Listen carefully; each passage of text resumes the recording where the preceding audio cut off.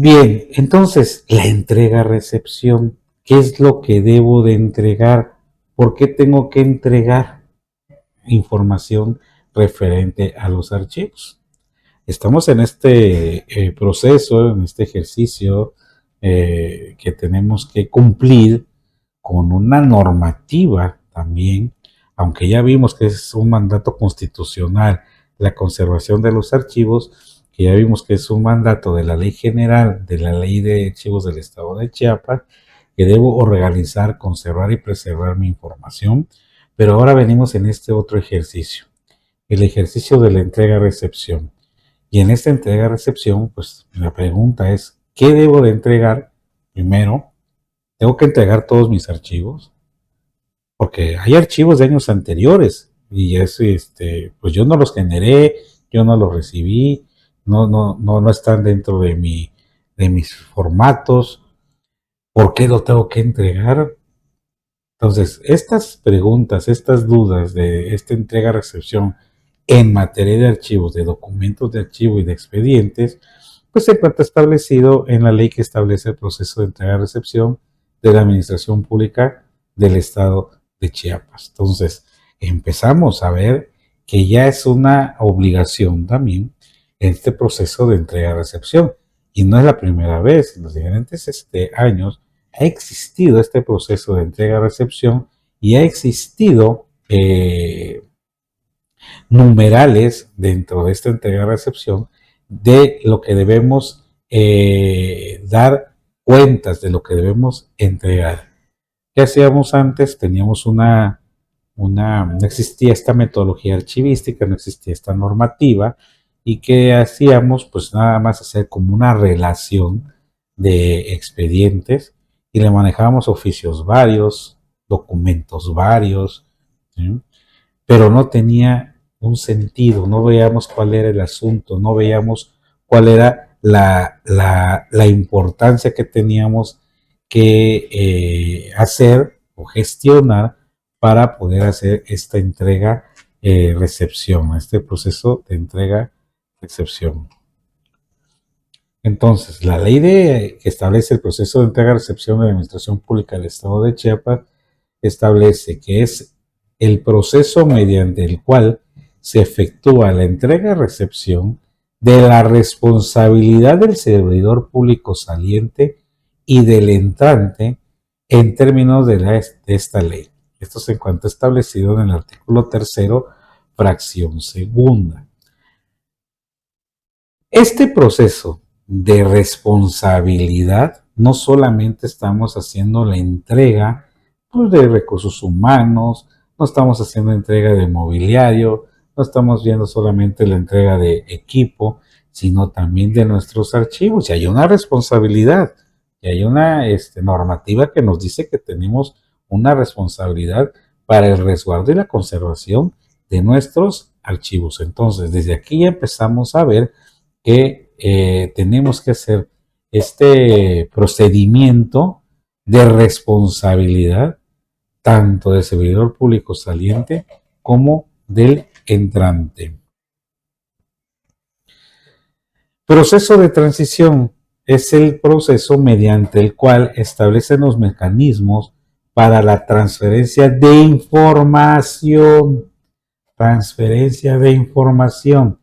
La información se encuentra plasmada en documentos, ya sean documentos impresos o documentos electrónicos digitales, que permita dar continuidad a los programas y proyectos de gobierno. Nosotros tenemos que dar entrega de realizar esta transferencia de la información. Entonces estamos nuevamente enfocándonos a que la información la tenemos bajo nuestro resguardo a través de los documentos de archivo que integran los expedientes y que van construyendo nuestros archivos. Entonces, en este proceso de transición es la transferencia de esta información de nuestros expedientes, de nuestros archivos, y se encuentra establecido en el artículo 3º, fracción 17 de la ley que establece el proceso de entrega-recepción de la Administración Pública del Estado de Chiapas. Entonces ya vimos que está obligada la entrega de esta información que se encuentra plasmada en nuestros documentos de archivo. El artículo segundo de esta misma ley establece que los servidores públicos deben observar en el desempeño del servicio público los principios de disciplina, legalidad, objetividad, profesionalismo, honradez, lealtad, imparcialidad, integridad, rendición de cuentas, eficacia y eficiencia, con independencia de las obligaciones específicas que correspondan al empleo, cargo o comisión y demás contenidas en otros ordenamientos aplicables. Entonces, ya la ley también nos establece el desempeño que nosotros tenemos que realizar bajo estos principios. Al hablar de estos principios de honradez, de profesionalismo, de objetividad, de legalidad, estamos hablando de que nosotros vamos a entregar nuestros archivos de acuerdo a ciertos instrumentos de control y consulta archivística. Para poder desarrollar estos instrumentos de control y consulta archivística, pues se trabajaron desde un inicio para irlos integrando durante todo este proceso con esa objetividad, profesionalismo y honradez para realmente establecer, plasmar la información que tenemos bajo nuestro resguardo, la información que está dentro de nuestros archivos de trámite, la información que se encuentra concentrada en nuestro archivo de concentración. Entonces, estos principios los venimos trabajando desde el momento que empezamos a utilizar, desde que empezamos a realizar la construcción de nuestros instrumentos archivísticos y desde antes, como vimos, de la parte legal y legítima con la instalación de nuestro sistema institucional de archivos, de nuestro grupo interdisciplinario, de esta herramienta que me va a permitir tener un control para que me lleve de acuerdo al flujo de información, a cumplir un objetivo, una meta, que es el Programa Nacional de Desarrollo Archivístico, que concuerda a toda esa información con estos principios que estamos viendo, pues se obtuvo un Registro Nacional de Archivos y de acuerdo a este Registro Nacional de Archivos empezamos a construir nuestros instrumentos archivísticos. Entonces, y estos instrumentos archivísticos son los que van a formar parte de nuestro proceso de entrega-recepción de la Administración Pública del Estado de Chiapas. ¿Quiénes están obligados al acto de entrega-recepción? Primeramente, el gobernador del Estado de Chiapas, los secretarios o equivalentes, los subsecretarios o equivalentes, los directores generales o equivalentes, los coordinadores generales o equivalentes, los directores de área o equivalentes, los jefes de unidad o equivalentes, los jefes de departamento o cargos análogos y los jefes de oficina. ¿Sí? De acuerdo al artículo 6 de esta ley, son las personas que tienen estos cargos que están obligados al acto de entrega-recepción. Y hay que agregarle también, en este caso, al responsable del archivo de concentración. También está obligado al acto de entrega-recepción documental. De igual forma, se encuentran obligados a realizar este acto aquellos servidores públicos que, sin encontrarse en los niveles jerárquicos señalados en el presente artículo, manejen cualquier clase de recursos o tengan dentro de sus funciones la responsabilidad de administrar, aplicar o comprobar recursos públicos o de aquellos que por la naturaleza e importancia de sus funciones deban realizar el acto de entrega-recepción. Entonces, en el sentido de nosotros en materia archivística, estas son las personas o los cargos que tengan, de las personas que tengan estos cargos, que tienen que realizar este acto de entrega-recepción. Y además, el responsable del archivo de concentración, si no tiene esta jerarquía, de acuerdo a lo que marca el artículo 6 en sus 9 numerales, tendrá que realizar el proceso de entrega-recepción. Entonces aquí vamos viendo quiénes también, qué áreas, qué unidades administrativas, quiénes son los responsables que deben de realizar la entrega-recepción.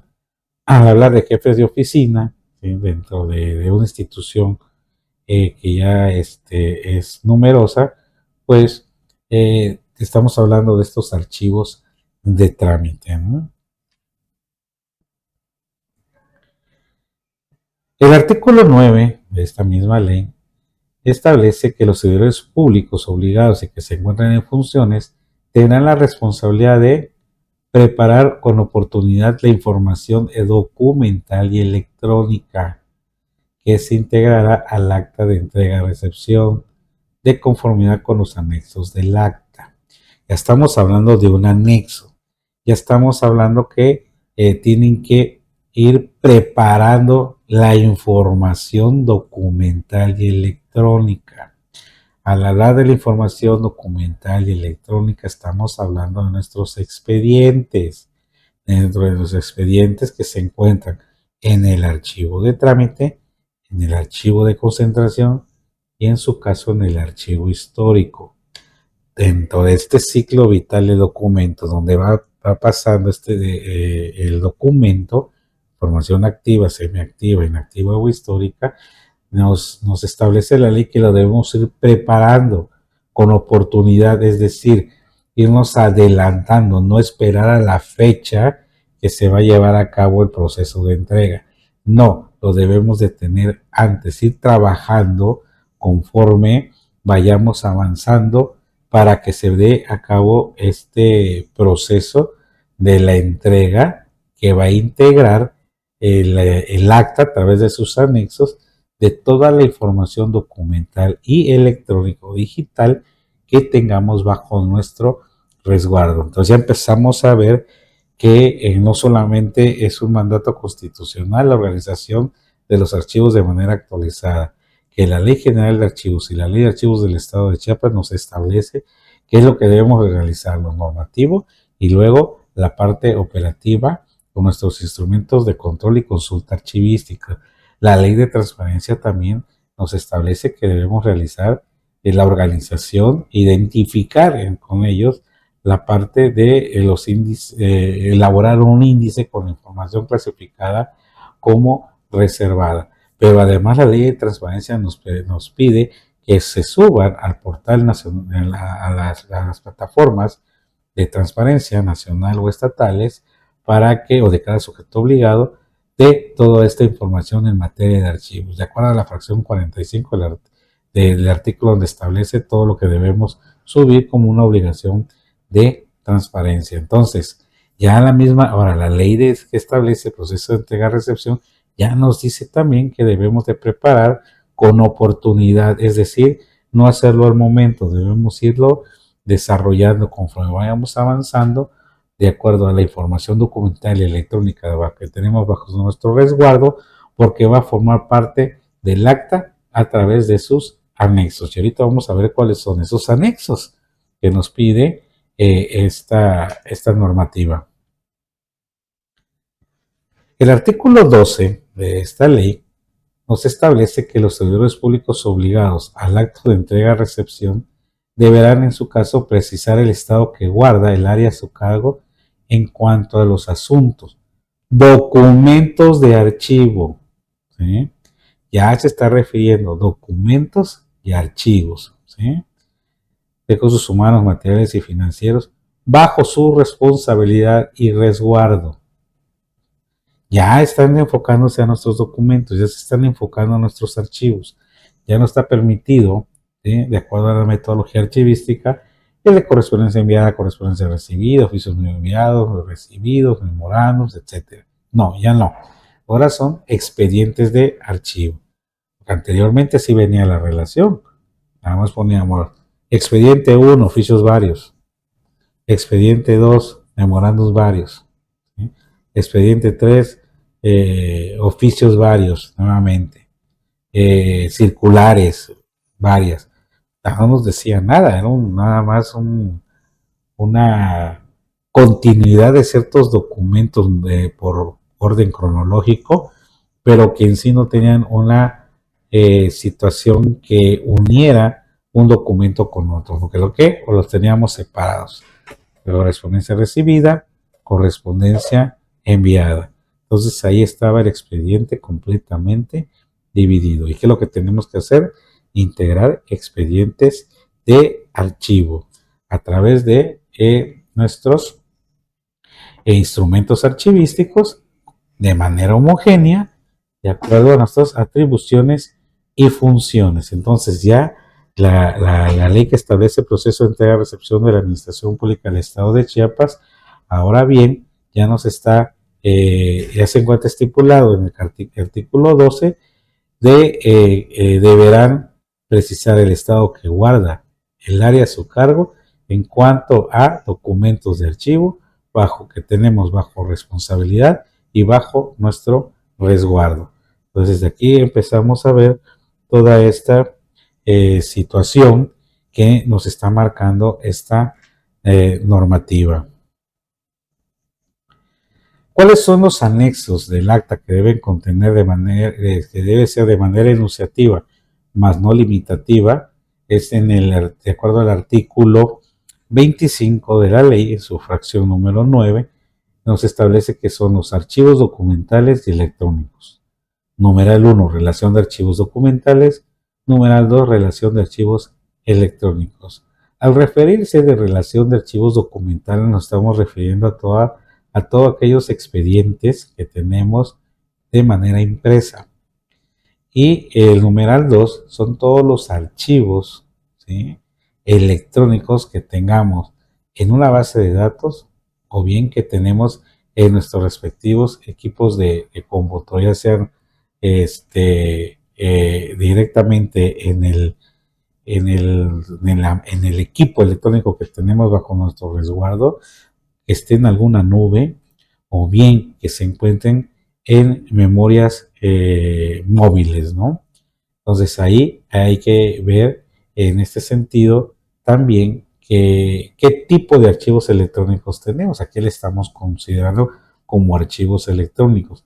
Será lo digitalizado porque luego nos llega un documento, ¿sí?, en original de manera impresa.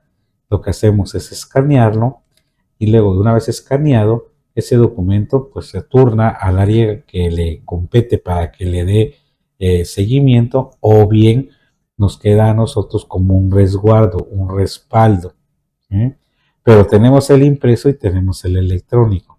Entonces ya hay una duplicidad. Entonces ahí hay que determinar, tener los criterios de qué archivos electrónicos voy a conservar.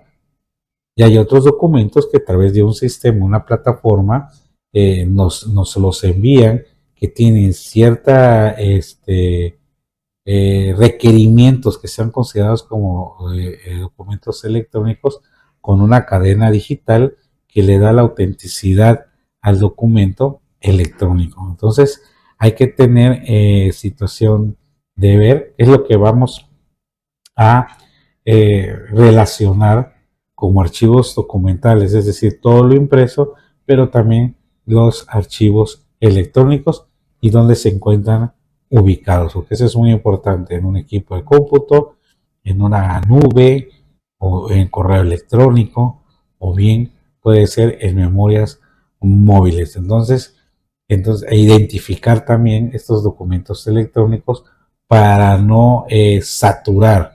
Así como nosotros saturamos de manera impresa espacios, bodegas, archivos de concentración con mucha duplicidad, también tenemos saturados nuestros equipos de cómputo, ¿no?